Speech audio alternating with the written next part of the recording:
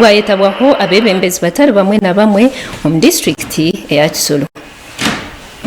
Aha mukoro ogwo kubakwa sebendera ahambuge nkuru eyabunagana Lieutenant General Kayanja Muhanga ojekire CDF nagira ngo ayina masiko mingi umurimo ogwo bari kuzakora omuri DRC anari kugira ngo umurimo ogwo bakuzakora tugo kurwana konka no kureba ngo ba leta yo obusingye nagira ngo ebariyo nibaza gukora tinke ebyo ebibature ni bakora omuri Somalia. DRC we went in South Sudan, we went to attack the South Sudanese rebels who were threatening government.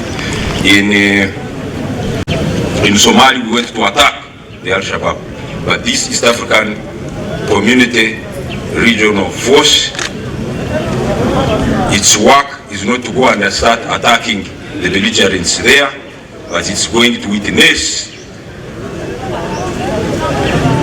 and ensure implementation of the decisions that were taken in the heads of state meeting. Kayanja Muhanga nashoborora ari kugira ngo ekiri kutuma abiserukari ba UPDF bahangura omahanga ago bari kuzamo nabo kugira ngo amahe aga Uganda getejerize kandi nigamanya ekigine gukora. The UPDF, you talk about, people ask themselves why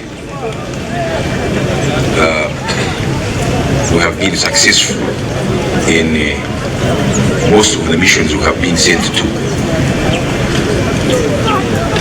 Ugandans, I can assure you, you well know you have a very disciplined force, but you should ask yourself, why are we always successful in our missions? Contingent Commander wa East African Community Regional Force Michael Waraka ahagizere ngo obwahati erizoba nibwe amahega ari kuza kusimbura okuza omuri Kongo okubasa kutandika gukora emirimo eyo kurinda obusingye. I wish to take this opportunity to welcome all of you on this auspicious occasion marking the sending out of ambassadors of peace and tranquility to yet another African country that has been under turmoil. Asimire omurimo ogukozerwe na mnonga ahamahe agubatendekere agariyonigaza omuri Kongo. For the support so far accorded from the time of mobilizing the troops,